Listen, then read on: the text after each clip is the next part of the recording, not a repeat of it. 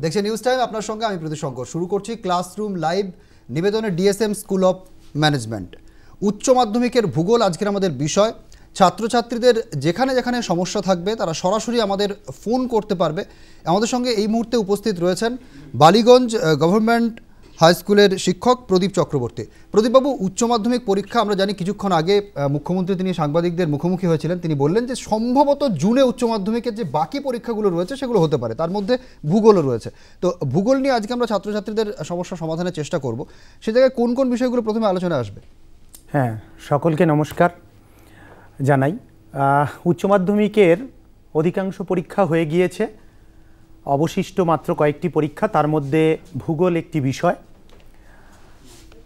আজকে আপনাদের নিউজ টাইমের চ্যানেলে আসার পরেই আমি জানতে পারলাম একাদশ শ্রেণী এবং দ্বাদশ শ্রেণী নিয়ে মুখ্যমন্ত্রীর বক্তব্য।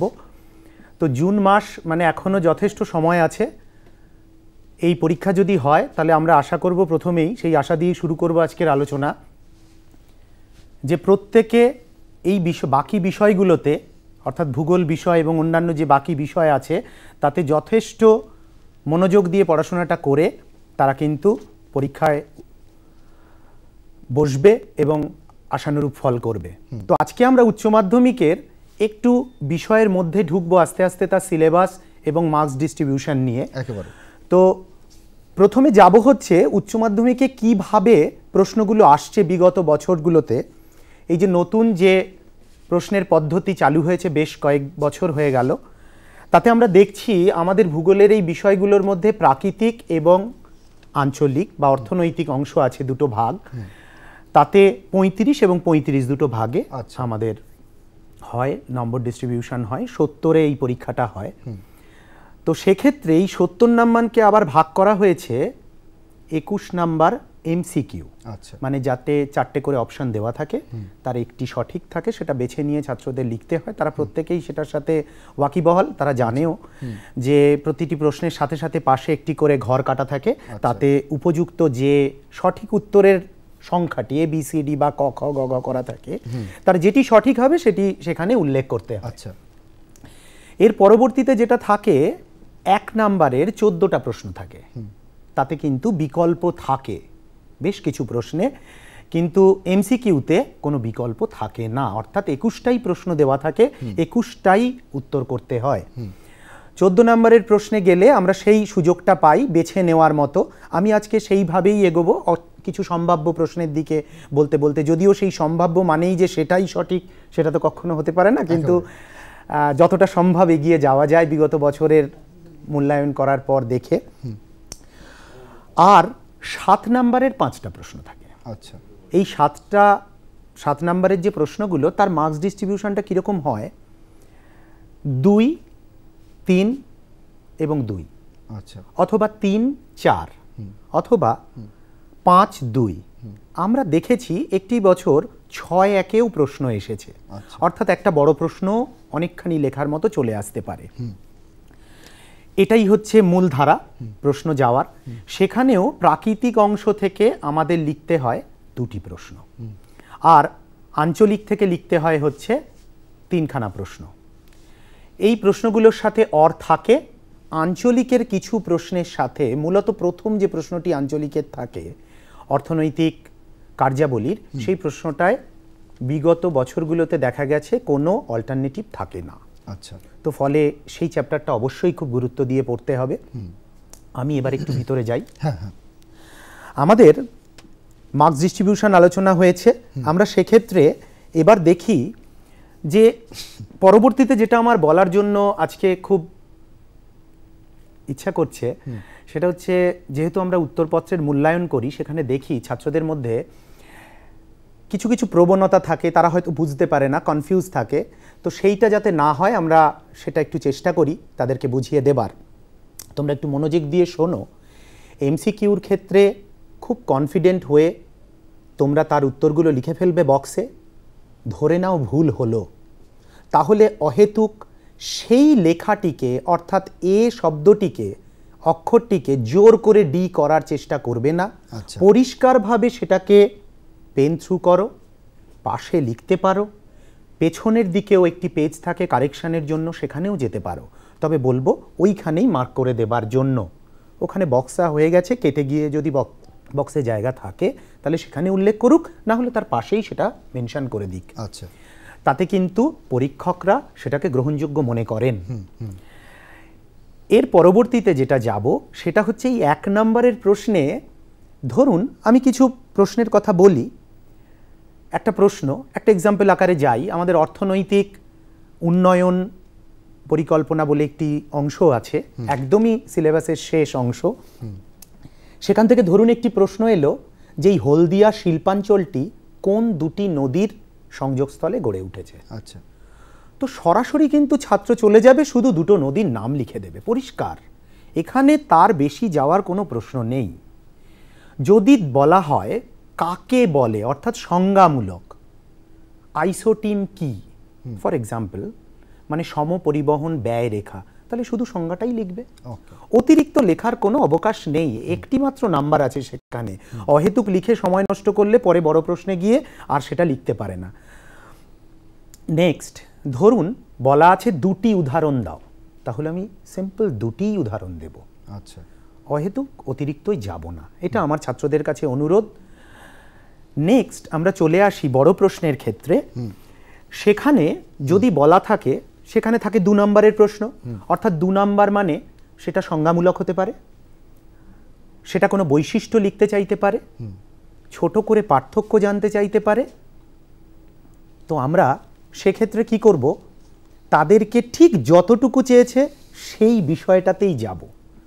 তো যদি 3 নম্বরে পার্থক্যে যায়, তাহলে আমি পার্থক্যের বিষয়বস্তু দিয়ে এগোবো। এখানে আমার একটা কথা বলতে খুব ইচ্ছা করে, সেটা হচ্ছে ছাত্রদের মধ্যে একটা অদ্ভুত প্রশ্ন কাজ করে, পরীক্ষার হলেও থাকে, ক্লাসরুমে থাকে। সেটা হচ্ছে, স্যার 3 নাম্বার আছে, কটা পার্থক্য লিখব? আচ্ছা, তো আমি আমার ব্যক্তিগত স্তরে তাদেরকে জিজ্ঞাসা করি যে তুই কটা পার্থক্য জানিস? সে হয়তো বললো, স্যার আমি 4টে জানি। তা আমি বললাম, তাহলে তো তার চেয়ে বেশি তুই আর লিখতে পারবি না। আচ্ছা, তাহলে তোকে তার মধ্যেই থাকতে হবে। তো এক্ষেত্রে প্রশ্নটা থাকে যে 3টে না 4টে, এক্স্যাক্ট, মানে তারা বুঝতে পারে না যে 3 নাম্বারের জন্য আমি কতগুলো পার্থক্য লিখব। এখানে আমার একটা উদাহরণ দেওয়ার ইচ্ছে আছে। ধরুন লাভা ও ম্যাগমার পার্থক্য কি, এটা লিখতে দিয়েছে। তো তার একটা অবস্থানগত তফাৎ, মানে বৈশিষ্ট্য আছে। অবস্থান মানে হচ্ছে লাভা কোন অবস্থানে থাকলে আমি লাভা বলবো, আর কোন অবস্থানে থাকলে আমি তাকে ম্যাগমা বলবো।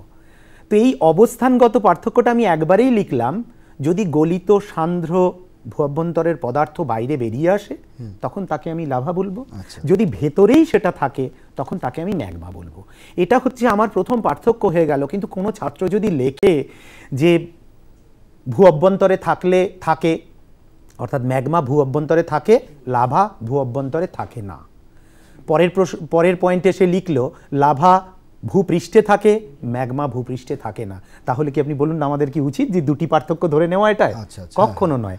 আমি ঠিক এই কথাটাই বোঝাতে চাইছি যে বিষয়বস্তুটাকে ঠিক করে তার সঠিক বৈশিষ্ট্যটা উল্লেখ করলেই কিন্তু পরীক্ষকরা খুশি হন, এবং brief and to the point answer করলেই যথেষ্ট সুন্দর নম্বর পাওয়া যায়।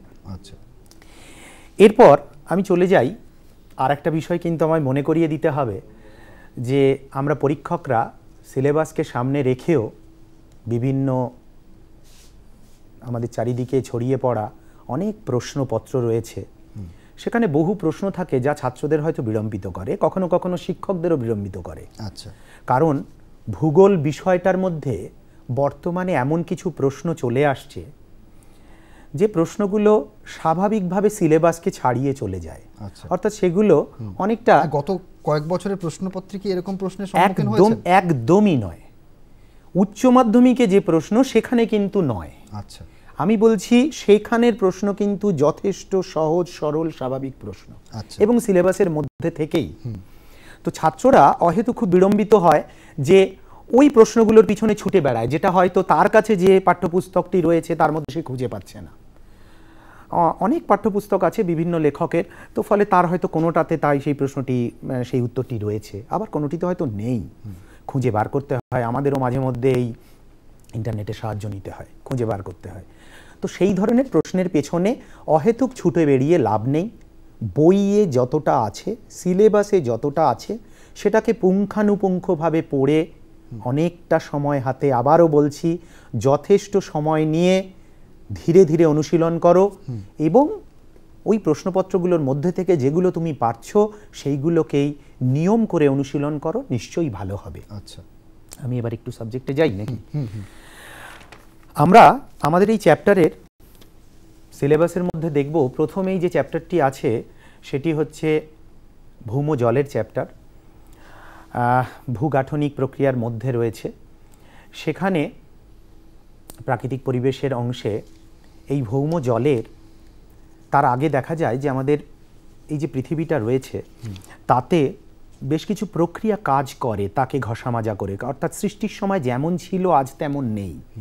সেই ক্ষেত্রটায় পর্যায়ন বলে কিছু প্রক্রিয়া কাজ করে, তার আরোহণ অবরোহণ অংশ, অর্থাৎ তাতে কিনা ক্ষয় এবং সঞ্চয় একসাথে চলে তার ভূমিরূপটার একটা নির্দিষ্ট মাত্রা পায়, পরিবর্তন হয়। তো এই চ্যাপ্টারটার পরেই আমাদের ভৌম জলের একটি চ্যাপ্টার আছে এবং সমুদ্র তরঙ্গের চ্যাপ্টার আছে। ভৌম জলের ক্ষেত্র থেকে আমাদের কিছু প্রশ্ন আসে, ছোট বড় মিলিয়ে। তো এবারের জন্য আমার মনে হয়েছে ব্যক্তিগতভাবে ভৌম জলের কিছু নিয়ন্ত্রক যদি ছাত্ররা তৈরি করে সেটা হয়তো তাদের ক্ষেত্রে অনেক কার্যকর হবে। অর্থাৎ মাটির নিচে যে জল যাচ্ছে সেই জল, তার পরিমাণ, সেগুলো কোন কোন বিষয়ের উপর নির্ভরশীল সেগুলো তাদের একটু দেখে যাওয়া উচিত বলে আমার মনে হয়। গিজার, প্রস্রবণ, এই যে শব্দগুলো, এগুলোর বিষয়বস্তু একটু তার ডিটেল, অর্থাৎ কেন হচ্ছে, মাটির নিচেরই জল কখনো বেরিয়ে আসছে ঠান্ডা, কখনো বেরিয়ে আসছে গরম। আমরা বিভিন্ন জায়গায় বক্রেশ্বরে দেখেছি উষ্ণ প্রস্রবণ আছে, বিভিন্ন জায়গায় কেন সেই গরম হওয়ার বিষয়টা, সেগুলো যদি একটু পুঙ্খানুপুঙ্খ দেখে তাহলে তাদের ক্ষেত্রে অনেক সুবিধা হবে। আর কার্স্ট অঞ্চল মানব জীবনে কী ধরনের প্রভাব ফেলে সেটা একটু দেখে নেওয়া উচিত বলে আমার মনে হয়। সমুদ্র তরঙ্গের ক্ষেত্রে এ বছরের যাই, আমাদের স্ক্রিনে আমরা দেখছি যে কার্স্ট অঞ্চলের ভূমিরূপ এসছে, আমার শব্দটাই এসেছে। তো কার্স্ট অঞ্চলের বেশ কিছু ভূমিরূপ আছে, গতবারও পরীক্ষায় কিছু ভূমিরূপ এসেছে। আমরা সেই ভূমিরূপগুলোকে এড়িয়ে গিয়ে যদি অন্যান্য যে ভূমিরূপগুলো আছে মূলত সঞ্চয়ের ক্ষেত্রে বা ক্ষয়ের ক্ষেত্রে, সেইগুলো একটু দেখে যাব। সঙ্গে একদম খোলা হাতে কিছু ড্রয়িং করব, যেটুকু দেওয়া যায়, স্কেচ করা যায়। এগুলো বড় প্রশ্নের ক্ষেত্রে, আমি কখনোই বলছি না 1 নাম্বারের ক্ষেত্রে যাওয়ার জন্য। নেক্সট আমরা যাব সমুদ্র তরঙ্গের কার্যে। এটা এবারের জন্য যথেষ্ট গুরুত্বপূর্ণ। এই সমুদ্র তরঙ্গের তরঙ্গ যে ভূমিরূপকে পরিবর্তিত করছে তার ক্ষয় এবং সঞ্চয় দ্বারা, আচ্ছা, সেই ভূমিরূপটাকে আমাদের কিন্তু তার কিছু কিছু ভূমিরূপ সিলেবাসে উল্লেখ আছে, সেগুলো সম্পর্কে আমরা তৈরি করব। তার সংজ্ঞা, তার একটা পেন্সিল স্কেচ বা তার বৈশিষ্ট্য, সেগুলো জানবো। কিভাবে আসতে পারে এইগুলো? যেমন বলা হলো সমুদ্র ভৃগু কি, 2 নম্বরে আসতে পারে। অথবা বলা হলো দুটো প্রশ্ন বলে দুটো ভূমিরূপের নাম বলে। এর ক্ষেত্রে কি স্কেচিংটা খুবই প্রয়োজন? আমরা খাতা দেখতে গিয়ে দেখেছি যে কোনো কোনো ছাত্র দিয়ে থাকে। তো সে যদি সময় কুলিয়ে উঠতে পারে নিশ্চয়ই দেবে, কিন্তু না পারলে এটা খুব বাধ্যতামূলক নয়। আচ্ছা, কোনো প্রশ্নেই যদি বলা থাকে যে সচিত্র বা চিত্র সহযোগে দেখাও, তখন দেওয়াটা বাধ্যতামূলক, তা না হলে কিন্তু নয়। আচ্ছা, তো এক্ষেত্রে যে দুটো ভূমিরূপের উল্লেখ করে দিল, সেখানে বলা হলো কিভাবে গড়ে উঠেছে সেটা বলতে, তখন আমি কিন্তু সিম্পল ওই দুটি ভূমিরূপের তার গঠন প্রক্রিয়া সেটাতে যাব। এই পর্যন্তই, অতিরিক্ত কিছুতে যাব না, এটাই আমার মূল বক্তব্য। পরবর্তীতে ক্ষয়চক্রে যাব। ক্ষয়চক্রেও তার পরবর্তী অংশটাই দেখুন। আমি কিন্তু খুব ওপরে যাচ্ছি বিষয়গুলোতে, কারণ আমাদের সময় খুব সীমিত এবং তারা সিলেবাসটা যথেষ্টই পড়েছে। আমি শুধু বিষয়বস্তুতে আলোচনা করছি, কারণ একটা ভৌমজল বা ক্ষয়চক্র বা সমুদ্র তরঙ্গ এই পড়ানোর জন্যই আমাদের অনেকগুলো ক্লাস লাগে। তো সেক্ষেত্রে আমার আজকে এই সময়ের মধ্যে সেগুলোর বিষয়বস্তু ধরে ধরে যাওয়া খুব সমীচীন হবে না, তাতে সময় কুলিয়ে উঠব না। আমি তাই একটু যাচ্ছি, এর মধ্যে যাদের তারপরে প্রশ্ন থাকবে চেষ্টা করব সেগুলো উত্তর দেবার। ক্ষয়চক্রের ক্ষেত্রে খুব গুরুত্বপূর্ণ, গত বছর কিন্তু ক্ষয়চক্রের প্রশ্নে বড় প্রশ্ন আসেনি, আশা করি এবার হয়তো আমরা পেতে পারি সেই ধরনের প্রশ্ন। যে কারণে বলছি স্বাভাবিক ক্ষয়চক্র ডেভিস যে বর্ণনা করেছেন সেটা, এবং শুষ্কতার ক্ষয়চক্র, এলসি কিংয়েরও ক্ষয়চক্র আমরা একটু একটু করে জেনে যাব, এবং তার যে বিভিন্ন পর্যায়গুলো আছেন, ডেভিস যে তার ত্রয়ীর কথা বলেছেন, অর্থাৎ স্ট্রাকচার, প্রসেস আর স্টেজ বা টাইম, এই যে কথাগুলো তিনি উল্লেখ করেছেন সেটা স্টেপ বাই স্টেপ আমি লিখব এবং অনুশীলন করব। আমি তার প্রত্যেকটি পর্যায়ে, ক্ষয়চক্রের যে বিভিন্ন পর্যায়, এই পর্যায়ে যৌবন, প্রৌঢ় এবং বার্ধক্য বা পরিণত বার্ধক্য, প্রৌঢ় মানে পরিণত চ্যাপ্টারটা মানে অংশটা, সেইখানে সেগুলোকে আমি তার বৈশিষ্ট্য অনুযায়ী সেটাকে তৈরি করব। আচ্ছা, এখানে আমি একটা জিনিস একটু বলে দিই, এখানে আমাদের ক্ষয় সীমা বলে একটি বিষয় আছে। আচ্ছা, এটা একটা জিনিস দেখাই একটুখানি। ক্ষয় সীমার ক্ষেত্রে দেখুন, ডেভিসের ক্ষয়চক্রের ক্ষেত্রে বলছে কোনো একটি ভূমিরূপ সৃষ্টি হওয়ার পর তারা কিন্তু প্রাকৃতিক নিয়মেই সে চেষ্টা করে একেবারে সমুদ্র সমতলে চলে যেতে। এটা হচ্ছে সমুদ্র জলতল। এখানে এই জলতল মানে কোন জলতলটা? এই জলতলটা মানে হচ্ছে, দেখুন যখন জোয়ার হয় তখন জলটা কিছুটা উঁচু হয়, যেটাকে আমরা হাই টাইড বলি, নিচু হয়ে যায় কিছুটা, যেটাকে আমরা লো টাইড বা ভাটা বলে থাকি। আচ্ছা, এর যে গড় অংশটা যাকে আমরা MSL বলে থাকি, মিন সি লেভেল, সেই অংশটাকে আমরা বোঝাই। তো এক্ষেত্রে আমরা এখানে এসে কোনো একটি জলধারা সে তার গতিপথের অংশ, তার কাজ সব কিন্তু শেষ করে ফেলবে। তার মানে সে যতক্ষণ না এই জায়গায় নামতে পারছে, ফিজিক্স বলছে আমাদের কোনো কিছু ওপর থেকে ফেললে কতক্ষণ পড়বে, যতক্ষণ না সে গিয়ে একটা জায়গায় ধাক্কা খাবে, অর্থাৎ যেখানে তার রেস্ট সেই পজিশনে। তাহলে এও ক্ষয় করতে করতে এই লেভেলে এসে নামবে। এখন প্রকৃতি তো স্থির নয়, সে পরিবর্তনশীল। তো আমাদের এক্ষেত্রে এটা বলতে গিয়ে আমি আসছি, এই জায়গাটাকে বলা হয় হচ্ছে ক্ষয়ের শেষ সীমা। আচ্ছা, এটাকে বলা হয় বেস লেভেল অফ ইরোশন। এই ক্ষয়ের শেষ সীমার কখনো কখনো পরিবর্তন হয়। পরিবর্তন হওয়া মানে কি, সমুদ্রতল কিছুটা নেমে যেতে পারে, নিচের অংশটা তো গেলে এই জলতলের কিছুটা অবনমন ঘটতে পারে। আচ্ছা, তখন কি হবে, নদী আবার নতুন করে কাটতে শুরু করবে। আগে যেটা কেটে যাচ্ছিল তার পরবর্তীতে এখান থেকে আবার একটা নতুন রূপ নেবে, কারণ তার পরের অংশে সে যাওয়ার চেষ্টা করবে। তাহলে দেখুন খুব সুন্দরভাবে এইখানে কি তৈরি হলো, আগের উপত্যকাটা ছিল এইটা, আমি আরেকটু ছবিটাকে পরিষ্কার করে দিই, আগের উপত্যকা ছিল এটা, এখন উপত্যকা তৈরি হয়ে গেল এটা। এই যে প্রাচীন উপত্যকার এটা যে নবীন উপত্যকা, এই দুটি উপত্যকা যে পয়েন্টে মিট করলো, এই পয়েন্টটাকে আমাদের ভূগোলের ভাষায় বলা হয় নিক বিন্দু, নিক বিন্দু বা নিক পয়েন্ট। তো এখানে আপনি ওই যে বললেন না যে ছবি দেওয়ার ক্ষেত্রে, এটা দেখুন খুব ফ্রি হ্যান্ড ড্রয়িং। কোনো একটা ছাত্র আমরাও দেখেছি যে নিক বিন্দু কি, এক্ষেত্রে গিয়ে সে সরাসরি এরকম একটি ঢাল এঁকে এবং তার পরবর্তী আর একটি ঢাল দিয়ে সে কিন্তু দেখিয়ে দিয়েছে যে এইটাকে বলা হয় নিক বিন্দু। সে একটা পেন্সিলের দুটো দাগ দিয়ে দেখিয়ে দিয়েছে। তো সেটা কিন্তু খুব অতিশয়োক্তি নয়, কিন্তু করতেই হবে এমন কিন্তু রিজিডিটি নেই, এটা বলার। নেক্সট আমরা যাব যেটায়, সেটা হচ্ছে, আর এই ক্ষয়ের সীমার ক্ষেত্রে দুটো জিনিস বলি। স্বাভাবিক ক্ষয়চক্রের সীমা আমি বলে দিলাম যে সমুদ্র জলতল, তার মানে কিন্তু সর্বক্ষেত্রে নয়। শুষ্কতার ক্ষয়চক্র অর্থাৎ যেখানে মরুভূমি, সেই অংশে কিন্তু এই সমুদ্রের কাছে সব জলধারা গিয়ে পৌঁছতে পারছে না। আচ্ছা, সেটা পৌঁছায় কিন্তু সেখানে যে সামান্য জল থাকে সেটা গিয়ে পৌঁছায় মরুদ্যান বা প্লায়া আমরা বলি, সেখানে মরুভূমির মধ্যে কিছু জল জমে থাকে কোনো কোনো অংশে, সেখানে গিয়ে মেশে পাদদেশে।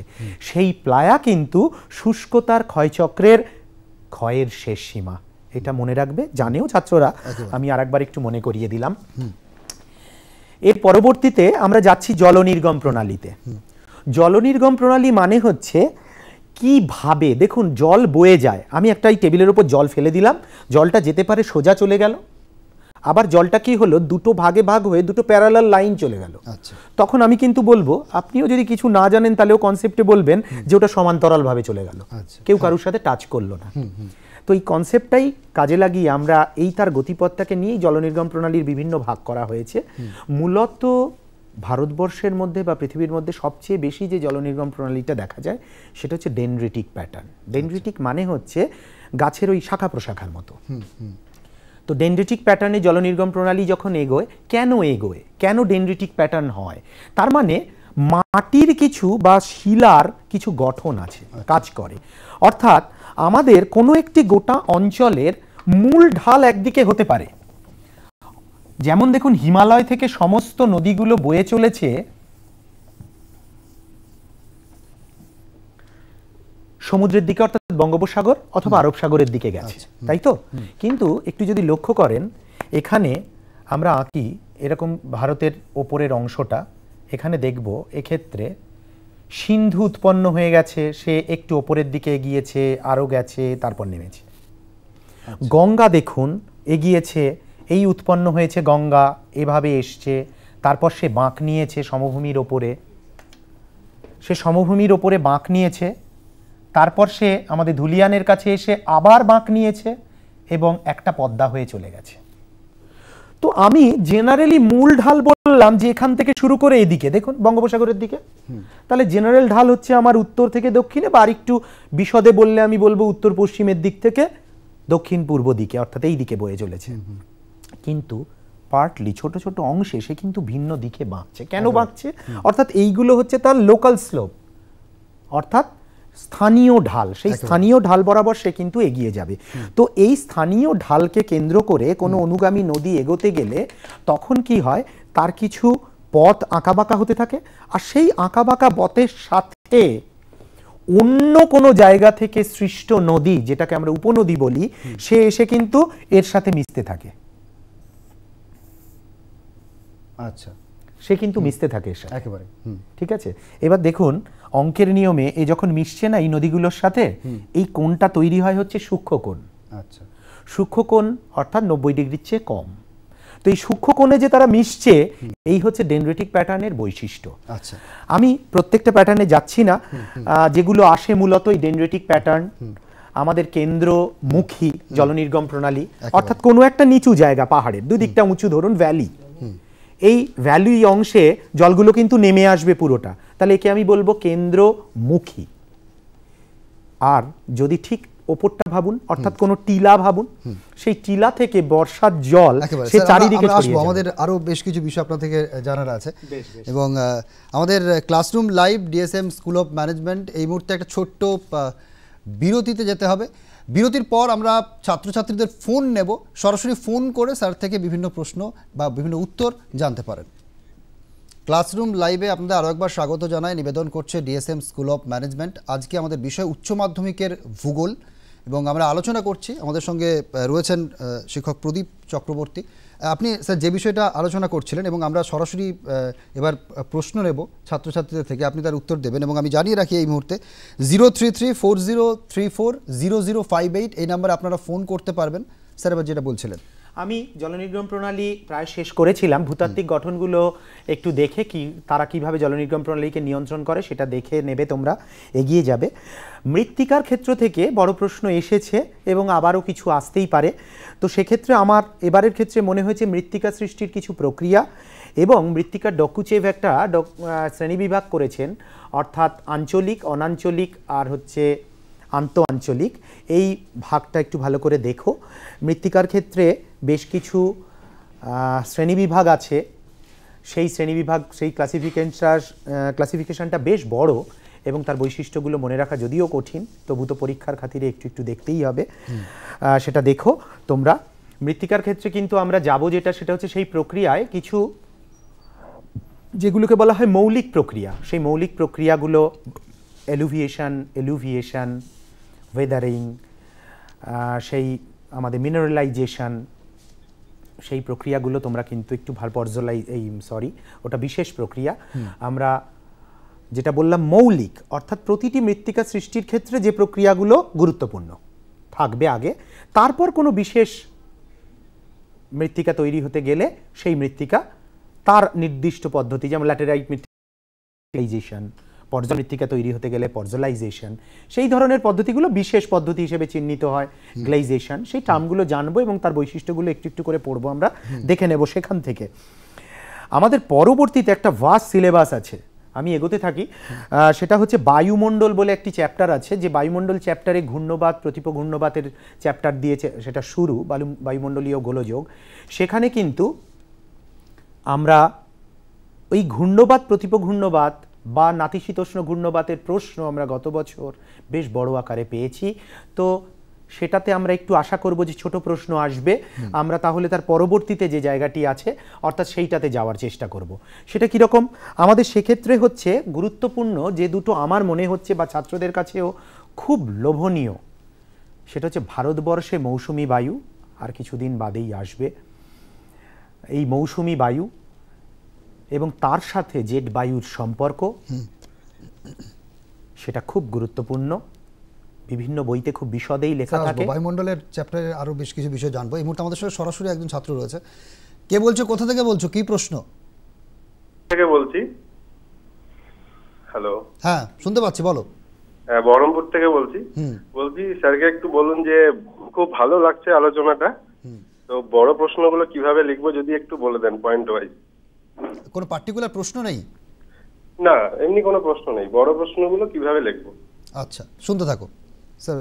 বড় প্রশ্ন বুঝতে পেরেছি, আমি আসবো আলোচনা। দেখো আমি বলতে বলতে কিন্তু এই আলোচনায় যাচ্ছি যে কিভাবে আমরা বড় প্রশ্নে উত্তরগুলো দেব। আমি বড় প্রশ্ন মানে কিন্তু আমি বলেছি যে 6 নম্বরের প্রশ্ন আমরা দেখেছি, এই এসেছে মাত্র একটি বাড়ি, তো 5 নম্বরের প্রশ্ন আসে এবং 4-2 সেটার ক্ষেত্রে চলে আসি। যখন প্রশ্নটা করলো, যেমন ধরুন এই প্রশ্নটাই, এই যে মৌসুমি বায়ুর সাথে জেট বায়ুর সম্পর্ক, আমি একটু যাই এটাতে। এটা কিন্তু পয়েন্ট ওয়াইজ ধরে ধরে এগোতে হবে যে কিভাবে ভারতবর্ষে মৌসুমি বায়ু এসে পৌঁছায় এবং জেট বায়ু তাকে কিভাবে নিয়ন্ত্রণ করছে। এটা বোধহয় খুব লোভনীয় জায়গা, সকলের কাছে এই কনসেপ্টটা ক্লিয়ার হওয়াটা খুব প্রয়োজন। আমাদের ছাত্রছাত্রীরা প্রত্যেকেই জানে যে আমাদের স্ট্র্যাটোস্ফিয়ারের ঊর্ধ্ব অংশে বা ট্রোপোস্ফিয়ারের ঊর্ধ্ব অংশে বা স্ট্র্যাটোস্ফিয়ারের নিচে ট্রোপোপজের কাছে, ট্রোপোপজ জুড়েই প্রায়, সেখানে একটি জেট বায়ু প্রবাহিত হয়। এই জেট বায়ুর উৎপত্তির কারণ আছে, সেই বিষয়ে এক্ষুনি বিশদে যাচ্ছি না আমি। তো এই জেট বায়ুটা উপরে থাকার কারণে মৌসুমি বায়ু ভারতবর্ষে আসার ক্ষেত্রে কিন্তু অনেকটা প্রভাব বিস্তার করে। কিরকম আমি দেখতে পাই, আমরা মূলত এই জেট বায়ুর ক্ষেত্রে অবস্থানটা যদি একটু দেখি ভারতবর্ষের নিরিখে, ভারতবর্ষের এই দক্ষিণ অংশের কাছে ওপরের দিকে অর্থাৎ এই উপরের অংশে একটি জেট বায়ু প্রবাহিত হতে থাকে, পূবালি জেট। এই বায়ুটি কিন্তু যতক্ষণই তার স্থান পরিবর্তন করবে এবং এখানে একটি জেট বায়ুর অবস্থান থাকে আমাদের এই মধ্যভাগের অর্থাৎ গাঙ্গেয় সমভূমির কাছে, এদের কিন্তু একটু শিফটিংয়ের প্রয়োজন আছে। না হলে এই যে অংশে তাপটা তৈরি হচ্ছে সেটা ওপরের দিকে উঠে যাওয়ার ক্ষেত্রে সেই সুযোগটা দিতে হবে। কিরকম আমরা জানি যে ভারতবর্ষের কিছুটা নিচ দিয়ে চলে গেছে নিরক্ষরেখা, এবং এই স্যার আর একটা ফোন আছে, আমরা নিয়ে নিই একটা ফোন। কে বলছো, কোথা থেকে বলছো? হ্যালো। হ্যাঁ, শোনা যাচ্ছে? হ্যাঁ স্যার। কি প্রশ্ন? প্রশ্ন হচ্ছে পর্যায়ন শব্দটি ব্যবহার করেন কে? হ্যাঁ, পর্যায়ন শব্দটি ব্যবহার করেন কে, আর গ্রেডেশন শব্দটি? স্যার শোনা যাচ্ছে? হ্যাঁ, পর্যায়ন শব্দটি কে ব্যবহার করেন তাই বললে তো? হ্যাঁ। আচ্ছা, ঠিক আছে, শোনো বল। হ্যাঁ, শুনতে থাকো শুনতে থাকো।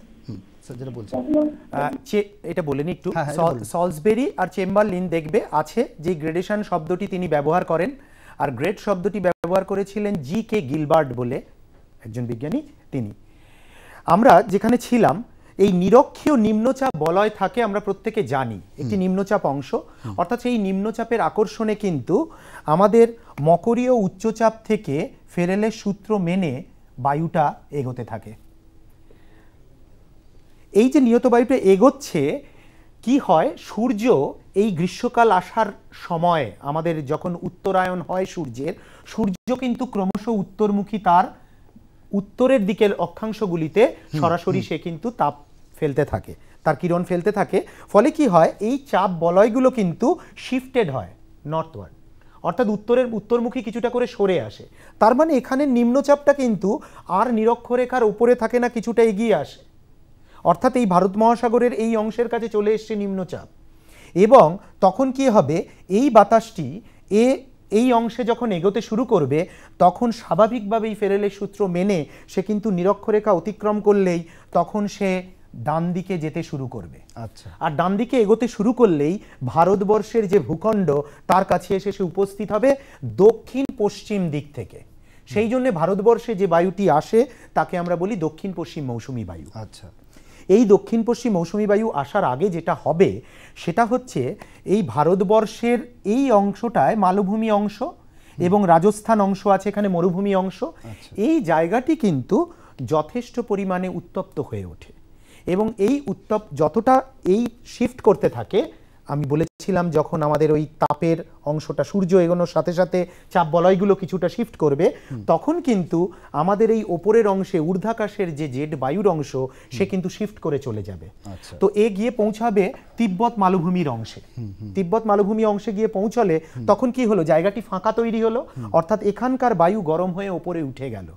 এখানে একটি প্রশ্ন আসে, বলা হয় হচ্ছে মৌসুমি ফাঁদ বা মনসুন টাফ কি? ফাঁদ মানে কি? আমি তো টেনে আনছি কাউকে, তো এই ফাঁদটা হচ্ছে এইখানটায় তৈরি হয় যে প্রবল আকর্ষণ, এখানে একটি নিম্নচাপ তৈরি হয় এই গাঙ্গেয় সমভূমির এই নিচের অংশ বরাবর। এখানে আমরা আরো একটা ফোন নিয়ে নিই। নিশ্চয়ই। কে রয়েছেন? শোনা যাচ্ছে? কে রয়েছেন? কি প্রশ্ন? হ্যাঁ স্যার, আমার প্রশ্নটা হচ্ছে যে এমসিকিউ যখন আমরা লিখি অ্যান্সার ব্যাপারে, তখন এমসিকিউর পুরো টাইপটা মানে প্রশ্নটা তুলে পরে এমসিকিউ অ্যান্সারটা দেবো না দাগ নম্বর পয়েন্টিং করে অ্যান্সারটা লিখবো? স্যার উত্তর বোধহয় একটু ভুল করছে যে প্রশ্ন করেছে, কারণ একাদশ শ্রেণীর ক্ষেত্রে এটা আছে, এমসিকিউর ক্ষেত্রে আলাদা একটি প্রশ্নের সেট থাকে, ফলে সেই প্রশ্নপত্র থেকে খাতায় উত্তর করতে হয়। কিন্তু উচ্চ মাধ্যমিকের ক্ষেত্রে আলাদা বুকলেট আসে। উচ্চ মাধ্যমিকের ক্ষেত্রে আলাদা বুকলেট, আমি প্রথমেই বলেছি, তাতে একদম ঘর করা থাকে। এমসিকিউ সেখানে আর লেখার কোনো জায়গা নেই, পুরোটাই প্রিন্টেড। শুধু তার যেটা সঠিক উত্তর তার অক্ষরটি ওখানে লিখতে হবে, ক খ গ ঘ, সেই যেটি ঠিক বা এবিসিডির যেটি ঠিক সেই লেটারটি লিখতে হবে, আর কিচ্ছু নয়। এটা কিন্তু প্রশ্ন তোলার কোনো অবকাশই নেই সেখানে। যাই আমি আচ্ছা, তো এই নিম্নচাপ কিন্তু মৌসুমি যে আকর্ষণ বা ফাঁদ তৈরি করে, তার ফলে কিন্তু ভারতবর্ষে মৌসুমি বায়ু এসে উপস্থিত হয়। দেখুন তারপরে মৌসুমি বায়ু কিভাবে চলে, তার দুটি ভাগ হয়ে গেল, কারণ এই ভূখণ্ডে সে ধাক্কা খেয়ে প্রথম ধাক্কাটি খায় আমাদের এখানে পশ্চিমঘাট পর্বত রয়েছে। এই পশ্চিমঘাট পর্বতমালার মধ্যে সে ধাক্কা খায়, খেয়ে প্রথম বৃষ্টি এখানে হচ্ছে। তারও বিভিন্ন কিছু পার্ট আছে, কোনোটা চলে যায় সরাসরি বাধা না পেয়ে আরাবল্লীর প্যারালালি সোজা গিয়ে হিমালয় অংশে গিয়ে ধাক্কা খায়। আচ্ছা, কোনোটা এখানে এসে ধাক্কা খায় এবং এখানে কিছু কিছু ফাঁক আছে, আমাদের গিরি ফাঁক বলে, সেই নিচু জায়গাগুলো দিয়ে দেশের মধ্যে ঢোকে। আর কিছু ক্ষেত্রে এখানে বৃষ্টিপাত ঘটিয়ে সে তারপরে উল্টো পারে চলে যায়, যেখানে বৃষ্টির ছায় অঞ্চল তৈরি করে। অর্থাৎ যা জলীয় বাষ্প তার ছিল সমুদ্রের উপর দিয়ে আসার কারণে এপারেই বৃষ্টিপাতটা সে পশ্চিম ঢালে ঘটিয়ে দিল, তারপর সে যখন পূর্ব ঢালে যাচ্ছে তখন কিন্তু বৃষ্টির ছায় অঞ্চল তৈরি করছে, মানে আর তার কাছে জলীয় বাষ্প নেই বৃষ্টি করার মতো। আর কিছু অংশ আছে, এটা কিন্তু প্রথম যায়, একটু মনে রাখতে হবে, এটা অনেক আগে পৌঁছায়। এর একটি মায়ানমার হয়ে সোজা চায়নার দিকে বেরিয়ে চলে যায়। আচ্ছা, কারণ হিমালয় এখান থেকে বাঁক নিয়ে এভাবে আটকে গেছে, আমাদের একটা সিনটেক্সিয়াল বেন্ড হয়েছে, ফলে এ কোনোভাবে তাতে প্রতিহত হচ্ছে না। দ্বিতীয় ভাগটি আমাদের বাংলাদেশের মধ্যে দিয়ে গিয়ে আমাদের উত্তর পূর্ব ভারতে পৌঁছায়, যে কারণে আরো একটা ফোন আছে, আমরা ফোন নিয়ে নিই। কে রয়েছেন আমাদের সঙ্গে? অঙ্কিতা গাঙ্গুলি। হ্যাঁ, কি প্রশ্ন? কোশ্চেনটা হচ্ছে এনড্রামস কি? এনড্রামস কি নিশ্চিতা থেকে শোনা যাচ্ছে না, আরেকবার প্রশ্নটা করো। এনড্রামস কি? হ্যাঁ স্যার। আচ্ছা বলছি, আমি এটা একটু শেষ করে নিই। হ্যাঁ, তো আমাদের ক্ষেত্রে এই যে এখানে গিয়ে পৌঁছালো হচ্ছে, প্রথমে বৃষ্টিপাতটা ঘটায় আমাদের এই উত্তর পূর্ব অংশে, এইখানে গিয়ে সে পৌঁছায়, এবং তাই ভারতবর্ষে কিন্তু আগে এই অংশে এসে বৃষ্টিপাত পৌঁছে যায়। তো আমাদের ক্ষেত্রে আর তার পরবর্তী আরেকটি শাখা এখান থেকে এসে পৌঁছায়। এভাবে আমরা যদি বড় প্রশ্নের উত্তর লেখার ক্ষেত্রে পার্ট বাই পার্ট তার আগমনের পথটা ব্যাখ্যা করি, একটু আগে একজন প্রশ্ন করেছিলেন কিভাবে বড় প্রশ্নে যাব, তো সেক্ষেত্রে আমরা এরকম চিত্র দিয়ে এবং সেই ব্যাখ্যাটায় যদি যাই তাহলে আমাদের বোধহয় অনেক সুবিধাজনক হয় সেই ক্ষেত্রটায়।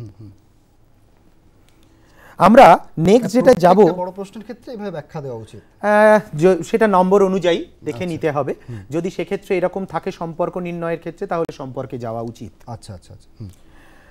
তো আমাদের এর পরবর্তী ক্ষেত্রে যেটা আছে, যে চ্যাপ্টারটি, এখানে জলবায়ুর শ্রেণীবিভাগ বলে একটি চ্যাপ্টার আছে। জলবায়ুর শ্রেণীবিভাগ মানে হচ্ছে সেখানে আমাদের 3টে জলবায়ু সম্পর্কে পড়া।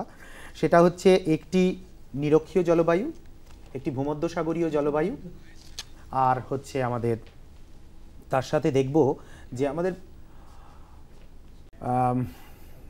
ভূমধ্যসাগরীয় জলবায়ু, নিরক্ষীয় জলবায়ু আছে, তার পার্থক্য আমরা তৈরি করব এই চ্যাপ্টার থেকে। যাব হচ্ছে আমরা এইখানকার এই যে জলবায়ুর বৈশিষ্ট্যগুলো ভালো করে দেখে রাখব। নেক্সট যেটায় চলে যাব, জলবায়ু আর উদ্ভিদের একটি অংশ আছে। সেই জলবায়ু আর উদ্ভিদের অংশে কিন্তু আমাদের ছোট প্রশ্ন এসেছে, এই বড় প্রশ্ন এসেছে। ফলে এখান থেকে আমরা কিছু কিছু বৈশিষ্ট্য বা সংজ্ঞা, উদাহরণ, এভাবে ছোট্ট জায়গায় ছোট ছোট প্রশ্নগুলোর মধ্যে যাব। নেক্সট আছে যেটা, সেটা হচ্ছে জলবায়ু পরিবর্তন। এই জলবায়ু পরিবর্তন চ্যাপ্টারটি এবারের জন্য বেশ গুরুত্বপূর্ণ বলে মনে হয়েছে আমার। সেখানে মূলত বিশ্ব উষ্ণায়ন, ওজোন গ্যাস এবং তার ওজোন গহ্বর সৃষ্টি, গ্রিন হাউস এফেক্ট, এই বিষয়গুলো সেখানে আলোচনা রয়েছে। সেটাতে বিস্তৃত আলোচনায় যেতে হবে যে আমাদের যেভাবে গ্লোবাল ওয়ার্মিং হয়েছে, যদিও এই এখন যে বিশ্বজুড়ে অবস্থা, তাতে কিছুটা হয়তো তাতে পরিবেশ দূষণের মাত্রা কমেছে, আমরা চারিদিকেই সেটা দেখতেও পাচ্ছি, অনুভব করছি। তো তাতে হয়তো পরিবেশ নিজের মতো করে কিছুটা পূরণ করে নেবে সেই ঘাটতি। আমাদের সেই ওজোন হোল ডিপ্লেশন, সেই জায়গাটায় যেতে হবে ধীরে ধীরে। সেই গ্রিন হাউস এফেক্ট এবং তার কি প্রভাব পড়ছে সেগুলো একটু জেনে নিতে হবে। আচ্ছা, আমাদের সঙ্গে আরও একটি ফোন রয়েছে এই মুহূর্তে। কে রয়েছেন, কোথা থেকে রয়েছেন, কি প্রশ্ন আপনার?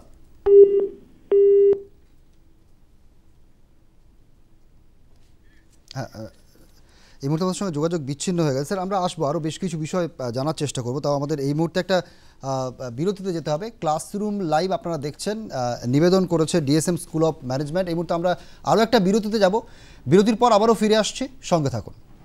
ফিরে এলাম বিরতির পর। দেখছেন ক্লাসরুম লাইভ, নিবেদন করেছে ডিএসএম স্কুল অফ ম্যানেজমেন্ট। আজকে আমাদের বিষয় উচ্চ মাধ্যমিকের ভূগোল। আমরা একের পর এক বিষয় নিয়ে আলোচনা করছি। আমাদের সঙ্গে রয়েছেন শিক্ষক প্রদীপ চক্রবর্তী।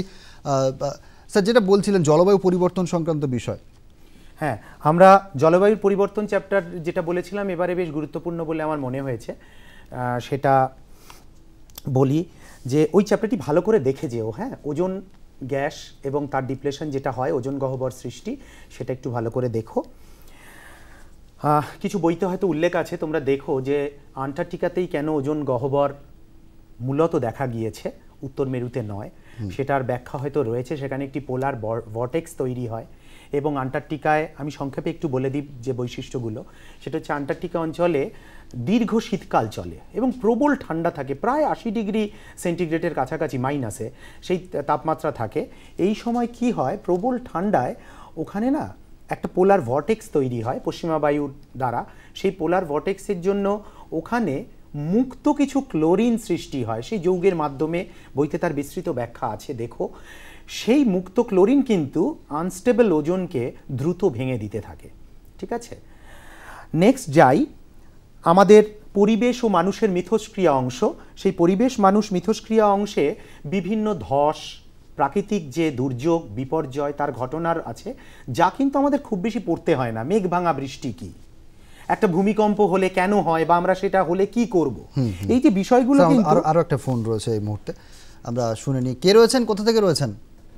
আমি সাথী বিশ্বাস বলছি, নদিয়া থেকে। আপনার আলোচনা স্যার আমার খুব ভালো লাগছে শুনতে। তো আমার কোশ্চেনটা হচ্ছে বায়ুমণ্ডলীয় গোলযোগ থেকে ফুজিওয়ারা ফল কি? কি বললে, আরেকবার বলো। কোশ্চেনটা ফুজিওয়ারা ফল কি, এই কোশ্চেনটা আমি না সঠিক বুঝতে পারিনি, কিন্তু আমার এটা জানা নেই কি ফুজিওয়ারা ফলস না কি বলছো, বুঝতে পারছি না। ফুজিওয়ারা ফল কি? ফুজিওয়ারা ফল মানে কোনো ফ্রুট বোধহয়, না কি জানি না, বুঝতে পারছি না আমি। কিন্তু এটা পারলাম না, তোমাকে একটু খুঁজতে হবে হয়তো, কিন্তু আমি সঠিক এটা বুঝে উঠতে পারলাম না। আমি পরিবেশ মানুষ মিথস্ক্রিয়ায় যাই। সেখানে যেই বললাম যে এটা কনসেপ্ট থেকে আমরা লিখে ফেলতে পারবো, ঠিক আছে। নেক্সট যাই অর্থনৈতিক কার্যাবলী। এতক্ষণ আমরা ছিলাম 35 নম্বরে, পরেরটায় যাচ্ছি ইকোনমিক পার্টে।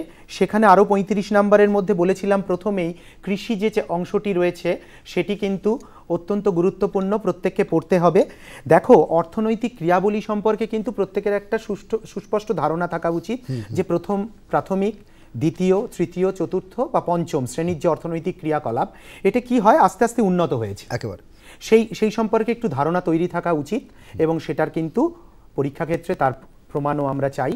ফলে সেক্ষেত্রে তখন সেটা তৈরি করে তার বৈশিষ্ট্যগুলো জেনে, বা উদাহরণ কোনো একটি ক্ষেত্র, এই যে ধরো বিমা, জীবন বিমা কোন ক্ষেত্রের অন্তর্গত, যারা নার্সিং, চিকিৎসা ক্ষেত্র, সেবামূলক জায়গা, পরিবহন, এগুলো কোন ক্ষেত্রের অন্তর্গত, বা ধরো যারা পলিসি মেকার, ডিসিশন নিচ্ছেন, রাষ্ট্র চালাচ্ছেন, আইএএস যারা বা WBCS যারা, তারা কোন শ্রেণীর অন্তর্গত, তারা সর্বোচ্চ শ্রেণীর অন্তর্গত। এই যে বিষয়গুলো অর্থনৈতিক ক্ষেত্র, সেটা একটু জানতে হবে। নেক্সট হচ্ছে আমাদের কৃষির ক্ষেত্রে আর্দ্র ও শুষ্ক কৃষি কি একটু জেনে রেখো, যেটা বৃষ্টিপাত বা আর্দ্রতার উপর নির্ভর করে এই কৃষির ভাগ করা হয়েছে। একটা শুষ্ক অঞ্চলের আর একটা হচ্ছে আর্দ্র অঞ্চলের কৃষি।